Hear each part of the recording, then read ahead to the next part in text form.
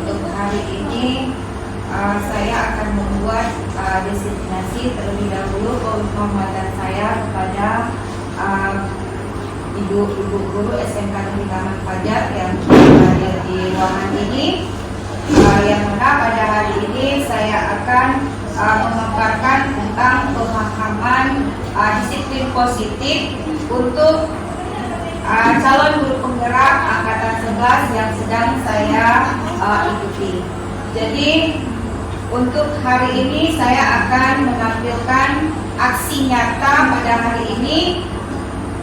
Semoga sukses dengan aksi nyata saya hari ini. Jadi saya ucapkan terima kasih kepada ibu-ibu yang telah hadir pada hari ini di ruangan yang berbahagia ini. Oke, saya berikan speaking terlebih dahulu untuk ibu-ibu yang ada di sini.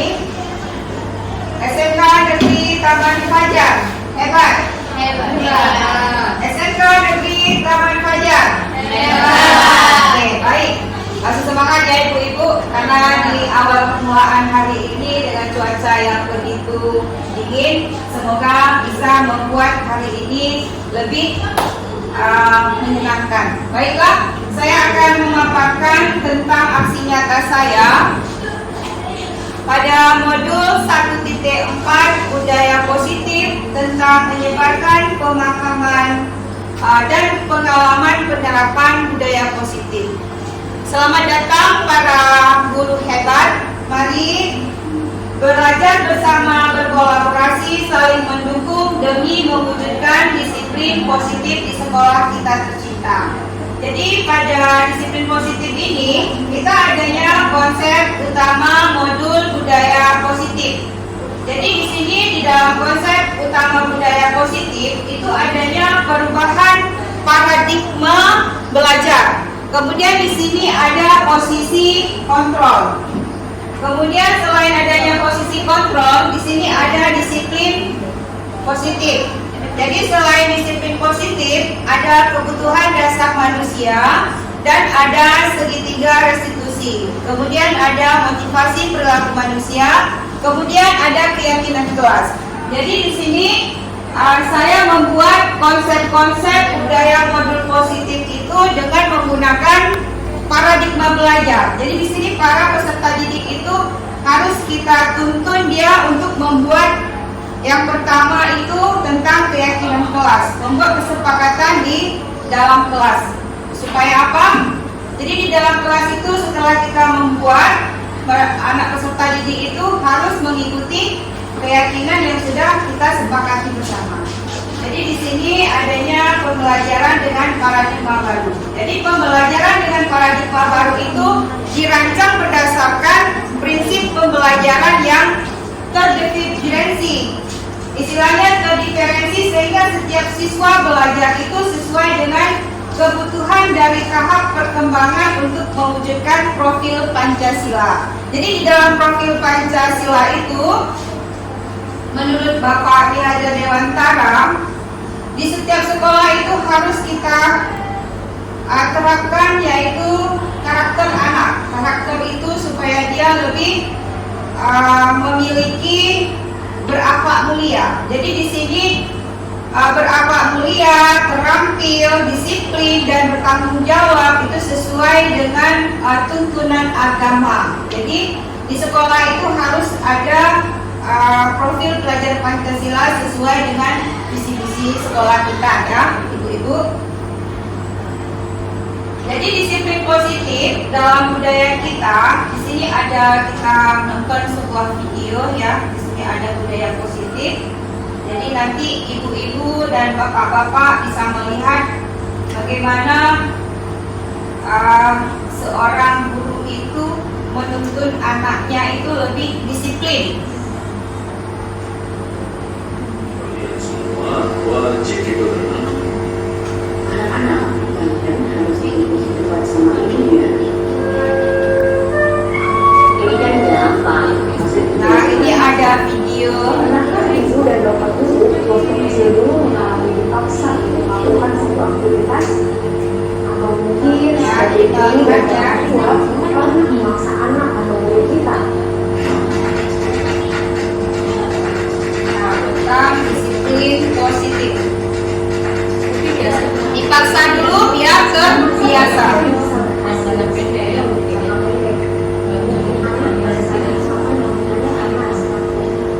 Namun, ada dampak jangka panjang yang mungkin tidak kita sadari.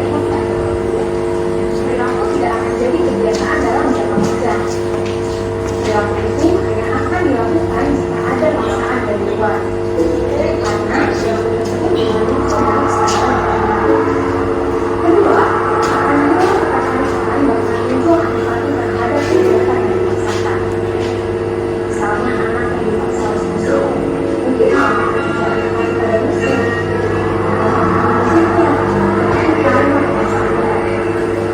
Yang ketiga, kemerdekaan berekspresi dan potensi anak menjadi Kemerdekaan berekspresi dan potensi anak menjadi bebas. tentu saja bertolak belakang dengan perilaku disiplin yang kita harapkan.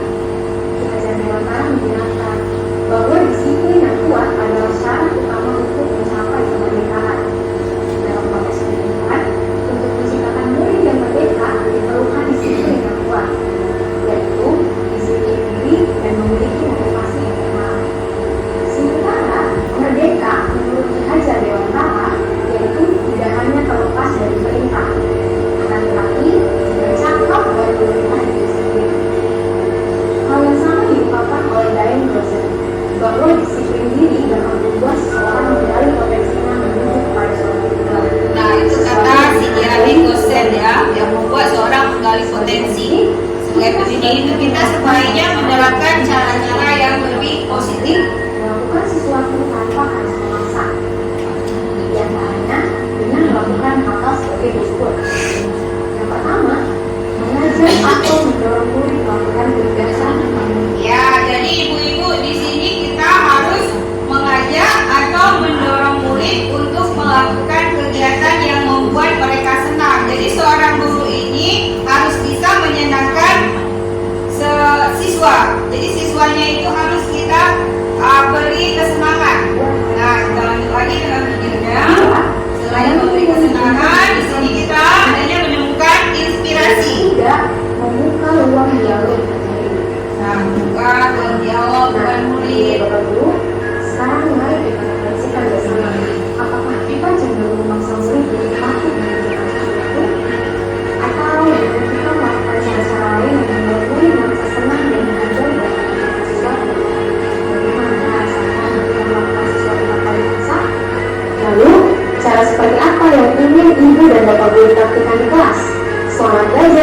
dan Bapak Guru hebat. Salam dan bahagia.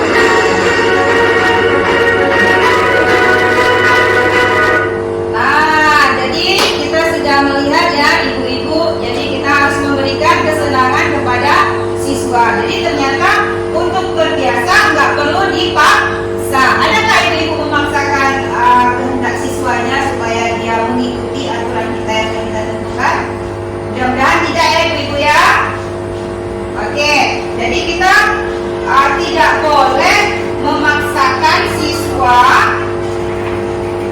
untuk keinginan kita jadi seorang guru, tetapi siswa itu harus mengikuti aturan, kesepakatan dan keyakinan yang sudah kita sepakati bersama. Jadi antara guru dan siswa itu sudah bisa kita sepakati. Nah, selain disiplin, di sini kita lihat dalam budaya kita, makna kata disiplin dimaknai menjadi sesuatu yang dilakukan seseorang pada orang lain untuk mendapat kepatuhan. Kita cenderung mengatakan kata disiplin dengan ketidaknyamanan. Jadi disiplin itu boleh kita contohkan pada saat siswa mungkin ada terlambat ke sekolah. Jadi bagaimana kita bisa merubah siswa tersebut jangan terlambat lagi. Jadi disiplin positif itu merupakan salah satu cara penerapan disiplin yang bertujuan untuk menumbuhkan kerjasama serta membudayakan anak untuk melakukan sesuatu tanpa sogokkan, ancaman atau hukuman. Kemudian sebagai pendidik, tujuan kita adalah menciptakan anak-anak yang memiliki disiplin sehingga mereka bisa memperlakukan dengan mengacu pada nilai-nilai kebajikan universal dan memiliki motivasi intrinsik bukan ekstrinsik. Nah, jadi di sini kita harus menerapkan disiplin positif di sekolah kita. Ya tentunya di sekolah SMK Negeri Taman Fajar. Masih semangat ibu-ibu? Oke, sekarang kita lanjut dengan kebutuhan dasar manusia. Mungkin kita seorang ibu-ibu ya memiliki kebutuhan, yaitu ada kebutuhan, 4 kebutuhan yang harus kita penuhi. Yang pertama, bertahan hidup. Ya, kalau bertahan hidup, mungkin apa yang harus kita pergunakan, apa yang perlu kita perlukan setiap harinya? Makanan. Iya, bagus ibu. Makanan, minuman itu adalah kebutuhan yang setiap hari kita konsumsi. Ya, jadi kebutuhan itu yang harus kita penuhi yaitu makan dan minum. Kalau kita nggak makan dan minum, mungkin kita tidak adanya suatu kegiatan untuk beraktivitas setiap hari. Nah, selain itu ada kasih sayang dan rasa diterima. Nah, mungkin kita antara guru dan siswa saling memiliki rasa kasih sayang. Jadi bagaimana kita memberikan rasa kasih sayang kepada peserta didik kita? Misalnya dalam kita memberikan mentransfer ilmu. Jadi kan ada ilmu yang IQ-nya tinggi, ada IQ-nya yang rendah. Jadi bagaimana kita memberikan rasa kasih sayang? Nah, bagi mungkin yang IQ-nya rendah, boleh kita panggil ya dengan rasa keikhlasan kita seorang guru untuk mendidik siswa kita itu bisa memiliki ilmu ya ibu-ibu. Nah, jadi di sini selain bertahan hidup adanya rasa kasih sayang dan rasa diterima. Kemudian ada penguasaan dan ada kebebasan. Jadi ini kebutuhan manusia ataupun kebutuhan dasar manusia yang harus kita miliki: bertahan hidup, kasih sayang, rasa diterima, penguasaan dan kebebasan. Nah, di sini adanya motivasi perilaku manusia. Jadi di dalam motivasi perilaku manusia, sebelum kita masuk ke situ, di sini adanya, kita senang ya sedikit. Masih sehat ibu-ibu, semangat. SMK. Oke, kita masuk ke speaking dulu ya ibu-ibu. Saya lihat ibu-ibu pada lesu semua. Oke, kita senang otak dulu ya. Oke. Mungkin kita berdiri aja ya. Kita duduk semua. Tidak ada apa-apa ini. Oke, kita berdiri aja ya ibu ya. Oke, siap ibu-ibu. Boleh kita coba. Di mana Bu? Di depan? Di sini juga boleh. Di sini. Oke, siap ibu-ibu ya. Semangat ya. Oke, kita mulai.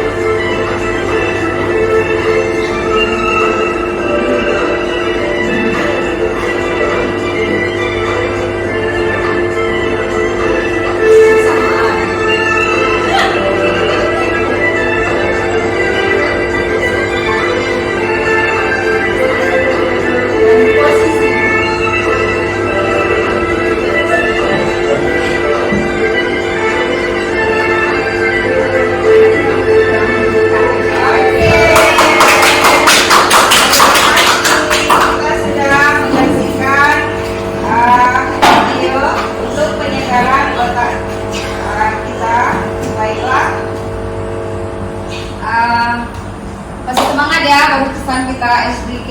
Jadi di dalam aksi nyata saya ini, di sini kita lanjutkan lagi dengan motivasi perilaku manusia. Jadi mungkin ada yang tahu apa itu motivasi perilaku manusia? Motivasi perilaku manusia. Mungkin ibu-ibu bagaimana kita bisa memotivasi ataupun bisa mendorong supaya timbul pada diri seseorang secara sadar atau tidak sadar untuk melakukan suatu tindakan dengan tujuan tertentu. Jadi di sini ada menghindari ketidaknyamanan dan hukuman murid, melakukan disiplin diri karena ia takut dihukum. Nah, ini merupakan motivasi intrinsik. Kemudian mendapatkan imbalan atau penghargaan. Ini sering kita lihat pada saat kita mengajar, kita adanya mungkin motivasi yang kita perlukan kepada peserta didik kita supaya motivasi dia untuk bisa mengikuti pelajaran kita itu bagaimana caranya. Kita harus memberikan motivasi. Jadi di sini kita harus bisa mendapatkan motivasi kepada peserta didik kita itu supaya dia lebih minat di dalam belajar yang dia inginkan. Jadi menghargai nilai-nilai kebajikan ini sendiri. Di sini kita lihat ada murid melakukan disiplin diri karena ingin mendapatkan imbalan. Ini merupakan nilai kebajikan yang ada pada diri. Nah, jadi di sini saya sudah melihat bagaimana motivasi seorang guru bisa membawa peserta didiknya itu ke arah yang lebih disiplin. Nah, di sini kita lihat adanya nilai-nilai kebajikan ini sendiri. Murid melakukan disiplin diri karena sadar akan nilai-nilai kebajikan. Nah, sebelum kita melihat ke depan, di sini kita harus seorang guru itu memberikan motivasi yang penuh kepada peserta didiknya supaya pada saat pembelajarannya itu bisa memaksimalkan dengan capaian tujuan pada mata pelajaran kita. Jadi kita harus memberikan motivasi. Nah, kemudian adanya konsep disiplin dengan identitas sukses. Nah, jadi di sini disiplin dengan identitas yang sukses ada dua. Yang pertama itu ada hukuman dan ada penghargaan. Ada nggak ibu-ibu misalnya kita kedapatan siswanya itu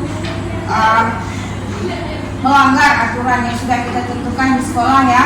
Nah, apakah kita langsung menghukum atau kita berikan dia suatu konsekuensi atau penghargaan pada saat kita belajar? Nah, di sini ada dua yang saya buat, konsep disiplin dengan identitas sukses, menghukum. Yang pertama itu menyakitkan, tidak nyaman, murid takut, memaksa, murid menyembunyikan kesalahan, dan murid menjadi rendah diri. Nah, itu di dalam hukuman. Sedangkan penghargaan tidak efektif, merusak hubungan, mematikan karakter, menghukum dengan sistem ranking. Kemudian ada merampas hak menghargai dirinya. Oke, di sini saya akan memberikan pertanyaan. Kita jawab bersama-sama ya, ada pilihan. Nah, di sini misalnya ada hukuman atau konsekuensi. Nah, soal yang pertama, mencatat 100 kali di dalam buku kalimat, saya tidak akan terlambat lagi karena terlambat ke sekolah. Itu hukuman atau konsekuensi? Hukuman. Iya, bagus, hukuman. Karena kenapa? Yang tertera di situ mencatat 100 kali. Kita seorang guru menyuruhkan siswanya mencatat 100 kali. Itu merupakan hukuman yang kita berikan kepada siswa kita. Oke, soal yang kedua, lari mengelilingi lapangan basket 2 kali karena terlambat hadir di sekolah. Itu hukuman atau konsekuensi, Ibu? Hukuman. Bagus ya, sudah pintar memilih antara konsekuensi dan hukuman. Oke, berarti itu hukuman karena dia mengelilingi lapangan. Sering nggak kita suruh anak-anak pada saat siswa kita itu terlambat? Sering ya? Sering gitu. Kebanyakan apa mengutip sampah, apakah mengelilingi lapangan 10 kali. Ini berapa kali tadi? 100 kali. Iya, bukan 100 kali, 2 kali. Mengelilingi lapangan basket 2 kali. Itu termasuk hukuman. Oke, kita ada lagi. Yang ketiga, membersihkan coretan yang dibuat di meja tulis. Siswa itu menulis coretan-coretan di atas meja. Itu termasuk konsekuensi atau hukuman? Nah, hukuman. Mencoret-coret. Bersihkan coretan. Hukuman atau konsekuensi?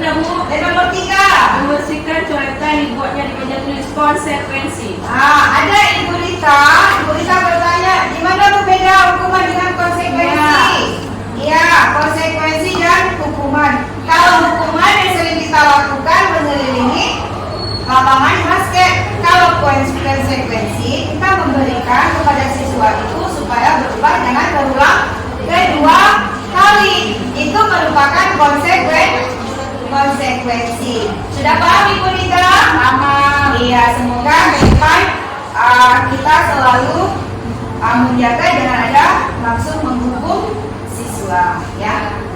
Oke, soal yang nomor 4 kita lanjut. Murid diminta untuk push up 15 kali karena tidak menggunakan masker di sekolah. Itu konsekuensi atau hukuman? Hukuman. Paham Bu Rita? Sip, udah paham Ibu Rita, udah pintar ya. Berarti itu merupakan hukuman. Dia tidak memakai masker, ya. Oke, selanjutnya soal yang nomor 6. Berjemur di lapangan basket pukul 12 siang karena mengobrol dengan temannya. Itu termasuk hukuman atau konsekuensi?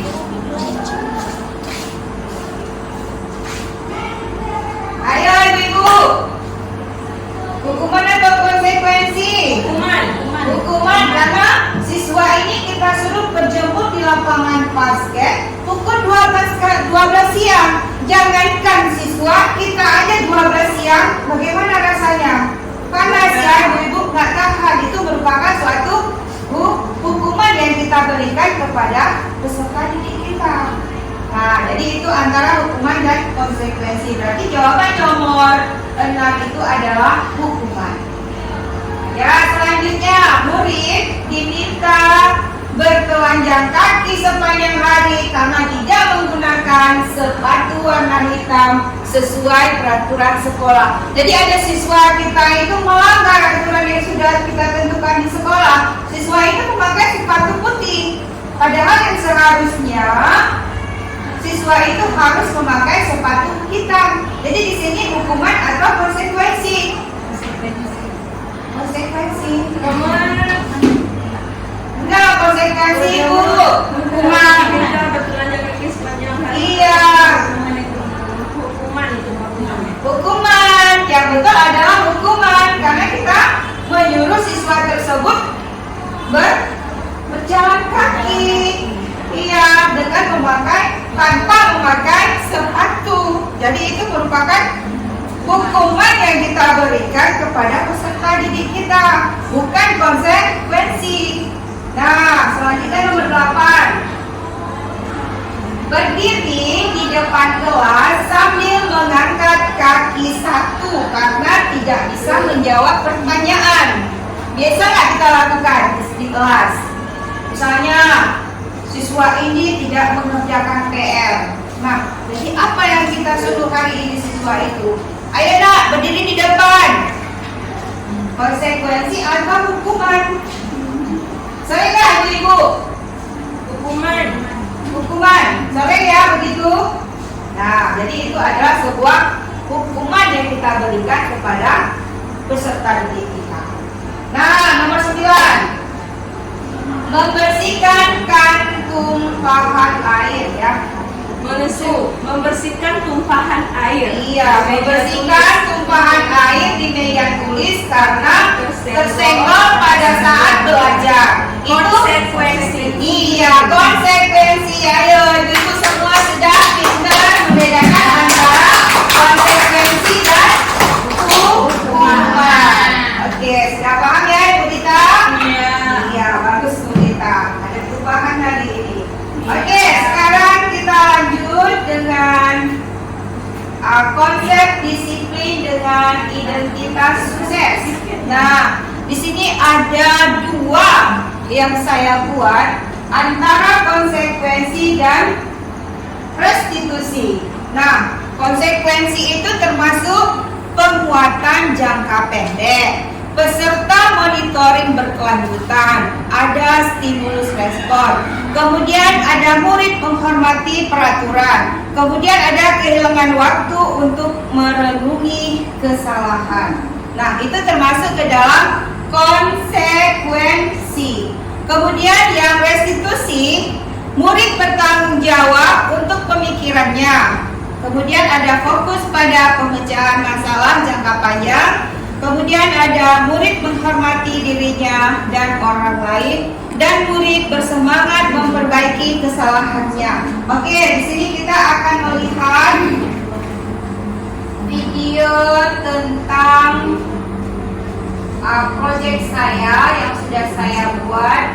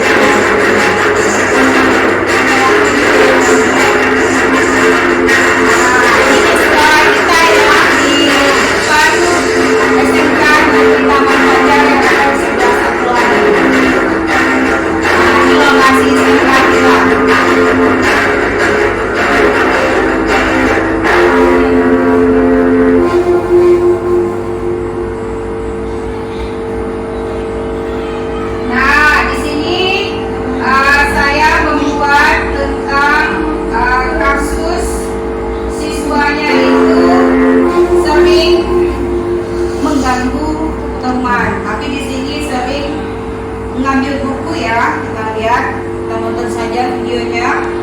Nah, ini ada di kelas 10 TKJ, ada berjumlah 34 siswa dan siswi SMK Negeri Taman Fajar jurusan TKJ.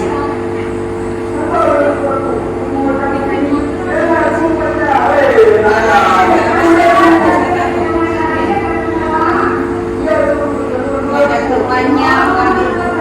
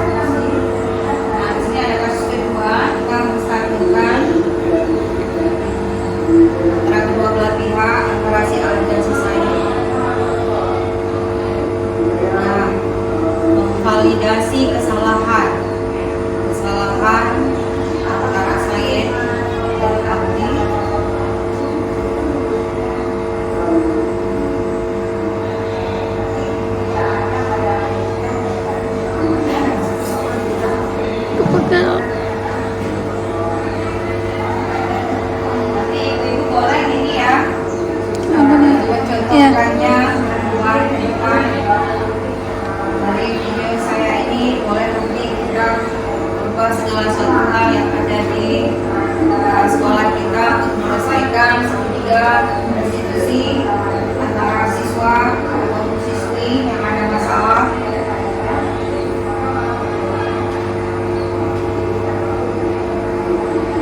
Nah, kita selesaikan antara dua belah pihak.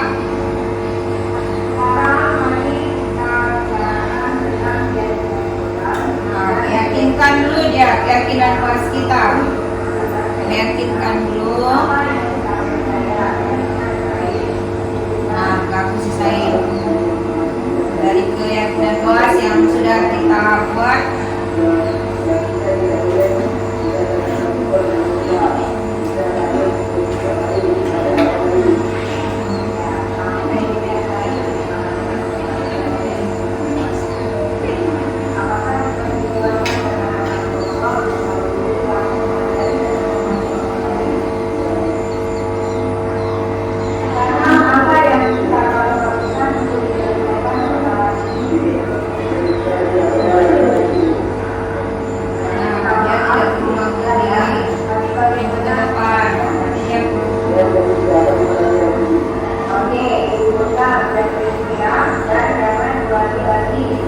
Jangan mengulangi lagi. Kita tekankan kepada siswa kita. Oke, Anda sekarang berdua saling mengenali kembali lagi kedua untuk menyelesaikan dan memperbaiki ya. Oke, silakan ketua. Oke, selesai pembelajaran ini ya.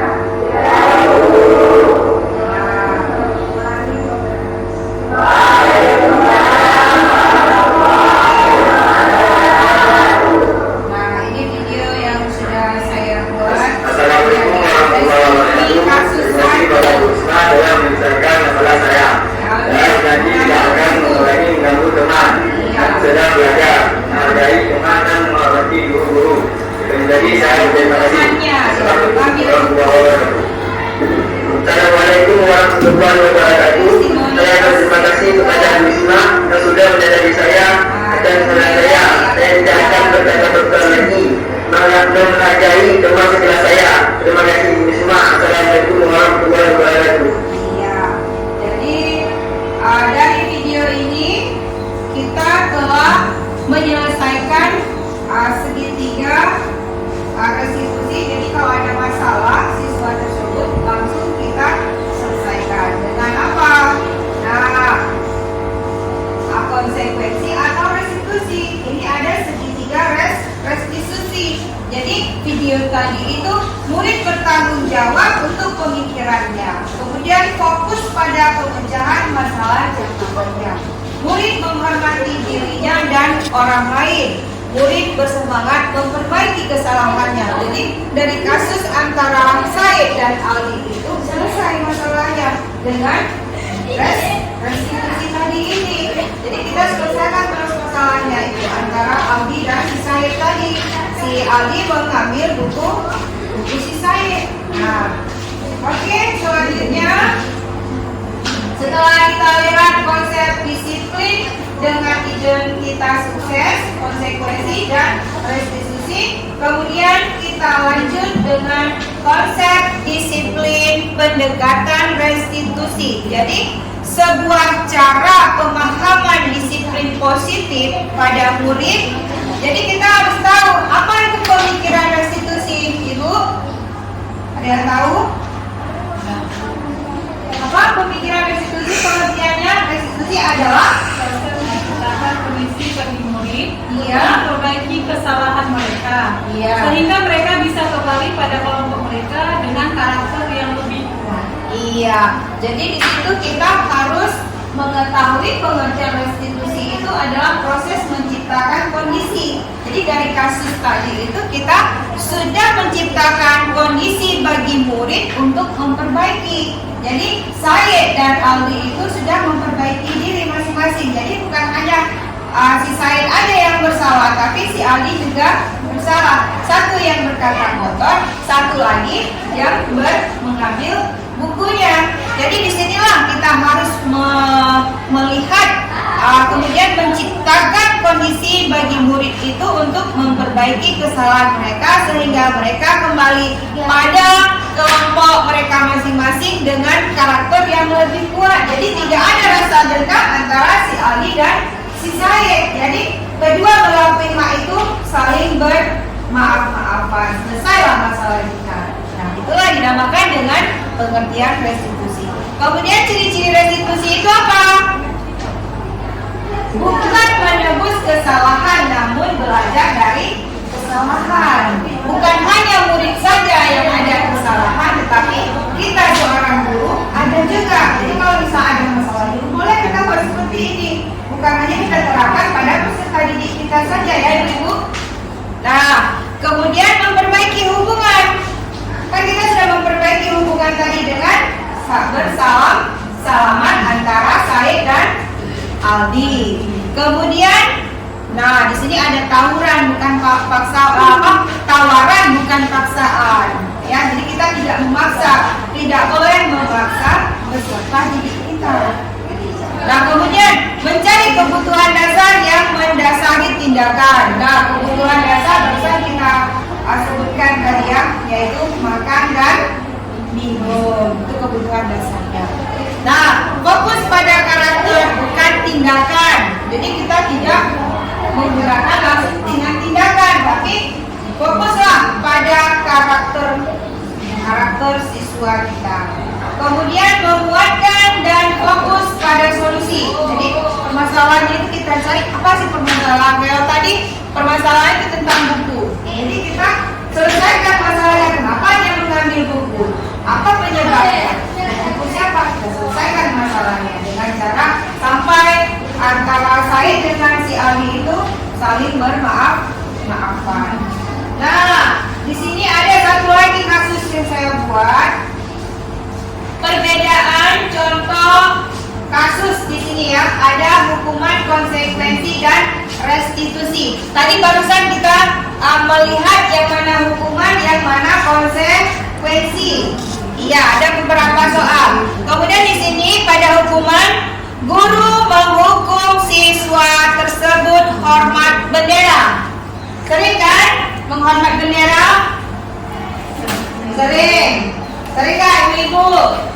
Pada saat misalnya anak itu tidak melakukan membuat PR, tidak mengerjakan tugas yang kita berikan, ya kan? Pernah menghormat bendera 10 menit. Nah, itu termasuk hukuman. Siap betul-betul. Nah, itu termasuk hukuman. Kemudian guru marah dan murid menjadi takut. Jadi murid itu takut sama kita. Makanya kita seorang guru itu jangan langsung menghukum siswa. Misalnya apalagi dengan intonasi kita yang tegas ya. Halo nak, kenapa tidak buat PR? Nah, itu tidak. Tapi kita harus intonasinya yang lembut. Kenapa nak tidak buat PR? Apa masalahnya nak? Kenapa kamu tidak buat PR? Kita tanya baik-baik. Nah, jadi untuk ke depan ibu-ibu harus bisa intonasi dalam berbicara terhadap siswa itu jangan terlalu tinggi ya. Jadi harus lemah lembut. Nah, itu hukuman. Kemudian konsekuensi. Guru memberikan konsekuensi untuk mengerjakan PR-nya saat istirahat atau dikerjakannya sekarang juga. Jadi kita harus memberikan arahan kepada si siswa ini, kepada murid kita. Nah, nanti kamu jam istirahat jangan keluar. Kamu harus buat PR dulu. Nah, jadi dari PR itulah kita bisa memberikan suatu contoh konsekuensi. Guru tegas dan siswa menghormati peraturan. Jadi siswa itu tidak marah kepada kita. Jadi dengan cara ada konsekuensi ini yang kita berikan kepada siswa, siswa itu menghargai kita jadi seorang guru. Nah, restitusi. Kalau restitusi, barusan kita lihat videonya, menanyakan keyakinan kelas dan membantu dirinya menyelesaikan masalah. Kemudian guru terbuka dan siswa menghormati dirinya dan orang lain. Nah, di sini ada contoh penerapan 5 posisi kontrol. Nah, biasa ini yang saya ambil 5 posisi kontrol. Mungkin ibu-ibu ada nggak membuat Contoh-contoh yang sudah ada seperti ini. Yang pertama, penghukuman, pembuatan rasa bersalah, teman, pemantau, dan manajer. Jadi kita seorang guru ini termasuk yang mana? Manajer. Iya, bagus Ibu Kip. Jadi kita seorang guru itu termasuk ke dalam manajer. Paling bagus. Iya, di antara penghukuman, pembuatan rasa bersalah, teman, pemantau, dan manajer. Jadi kita seorang guru, seorang pendidik itu termasuk ke dalam manajer ini. Karena manajer ini, apakah kamu tahu kesalahannya? Kira-kira bagaimana kamu akan memperbaiki kesalahan ini? Jadi kita seorang guru itu termasuk posisi manajer. Bukan hanya pada perusahaan saja yang ada manajer ya, tapi di lingkungan instansi sekolah kita seorang manajernya. Kalau penghukuman, patuhi aturan sekolah lalu berdiri di depan barisan, ya kan? Kemudian pembuatan rasa bersalah. Berapa kali guru harus memberitahu kamu, bu guru kecewa sama kamu. Nah, itu yang kita lihat di sini, pembuatan rasa bersalah. Jadi kita seorang guru itu merasa apa? Merasa pembuatan bersalah di sini karena kita seorang guru ini kecewa. Kenapa harus memberitahu? Berapa kali ibu guru harus memberitahu? Misalnya, nak, kamu jangan, selalu kita bilang, nak jangan, nggak boleh kita bilang kata jangan kepada peserta didik kita. Tapi kita harus berbicara yang bagus. Tidak boleh nak, jangan itu. Tidak boleh ada kata-kata seorang guru memberikan kata jangan dan tidak. Nah, itu tidak boleh ya. Nah, kemudian kita lanjut dengan teman.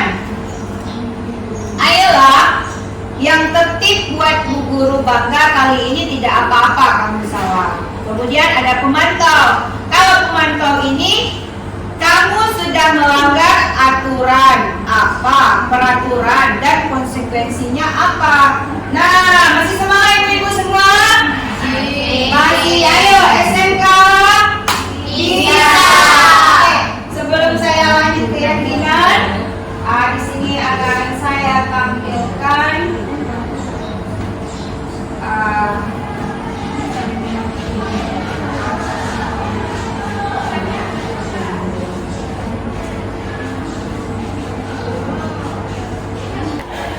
oke, ibu masih semangat? Ayo SMK bisa. SMK bisa. Iya, kita kembali lagi. Di sini saya ada membuat tentang keyakinan di kelas, ya. Jadi mengapa keyakinan di kelas? Mengapa tidak peraturan kelas? Nah, jadi di sini kita membuat mengapa keyakinan kelas, mengapa tidak peraturan kelas? Mengapa kita memiliki peraturan tentang menggunakan APD sekolah? Mengapa kita tidak memiliki peraturan kelas? Nah, jadi di sini keyakinan kelas yang akan kita buat. Oke, jadi di sini saya sudah membuat kesepakatan kelas 10 TKJ tahun 2024. Nah, jadi siswa itu yang pertama mendengarkan penjelasan guru dan menghargai guru. Nah, itu kesepakatan kelas yang sudah saya buat. Kemudian yang kedua, tidak boleh makan di dalam kelas saat jam pelajaran. Nah, itu yang sudah saya buat. Kemudian yang ketiga, meminta maaf jika melakukan kesalahan.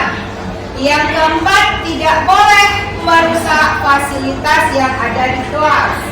Yang kelima, menjaga kebersihan kelas. Yang keenam, melaksanakan piket kelas.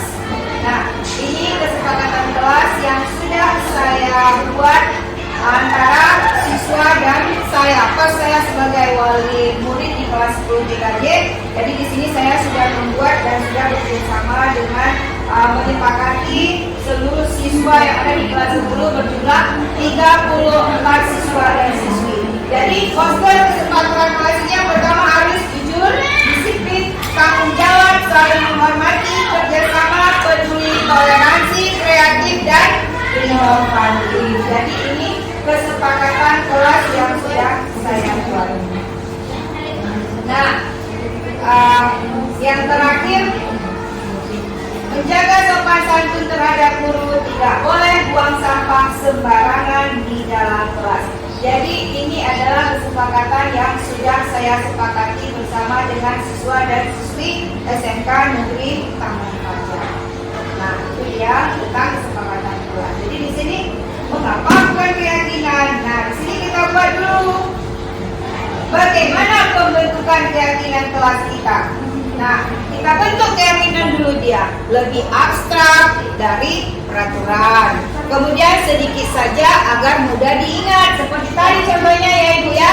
Ibu nanti boleh sepakati antara siswanya. Mungkin Ibu kan ada yang jadwal-jadwal sepakati. Nah, jadi mungkin siswa itu jangan melanggar lagi setelah kita buat keyakinan ya. Nah, berupa pertanyaan universal, kemudian sesuai dengan kondisi relasi kelas, sekolah agar mudah diterapkan. Seluruh warga kelas atau sekolah dilibatkan saat membuat, kemudian dibuat dalam bentuk positif. Nah, dibuat dalam bentuk positif. Nah, ini hasil yang sudah saya buat, adanya keyakinan di sini. Nih. Nah, saya sudah membuat berdiskusi tentang peraturan, kemudian merumuskan peraturan menjadi keyakinan, menempelkan keyakinan di kelas. Jadi ini yang sudah saya lakukan di kelas 10 TKJ. Kemudian kita lanjut dengan segitiga restitusi. Jadi segitiga restitusi yang pertama itu menstabilkan identitas kita semua agar melakukan hal terbaik. Nah, jadi di sini kita menstabilkan identitas kita semua akan melakukan hal terbaik, jangan hal yang terburuk, tapi hal-hal yang terbaik selalu yang akan kita berikan, karena kita seorang guru ini adalah menjadi panutan kepada peserta didik kita. Nah, kemudian validasi tindakan yang salah, semua perilaku memiliki alasan. Kemudian menanyakan keyakinan kita semua memiliki motivasi internal. Jadi kita itu tetap adanya suatu motivasi yang harus kita berikan kepada peserta didik kita. Jadi inilah terbentuk ke dalam segitiga restitusi. Sudah jelas Ibu-ibu? Nah, di sini kita harus melihat, menstabilkan, memvalidasi, menanyakan. Nah, kita buat keyakinan-keyakinan kesepakatan bersama. Dalam apa? Dalam membuat perubahan pada peserta didik kita. Nah, itulah dia. Maka kita jadi seorang guru itu menjadi panutan kepada peserta didik kita. Buat kesepakatan bersama. Nanti apabila melanggar siswanya, nah kamu melanggar nak. Nah, kenapa melanggar? Kita tanya. Tadi kita selesaikan di dalam segitiga restitusi. Oke. Dalam penerapan program disiplin, hendaknya guru memiliki standar kepribadian.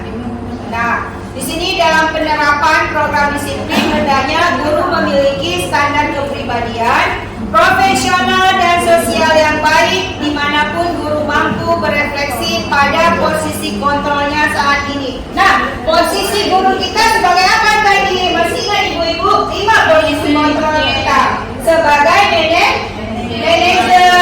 Iya, kita sebagai manajer di sini. Nah, jadi bagaimana perjalanan dirinya sebagai seorang among? Posisi manajer yang menuntun murid-murid menjadi insan yang mandiri dan bertanggung jawab. Jadi siswa itu bukan hanya guru yang bertanggung jawab. Kita berikan dia contoh terbaik supaya apa? Bisa menjalankan apa saja yang sudah kita terapkan di sekolah kita.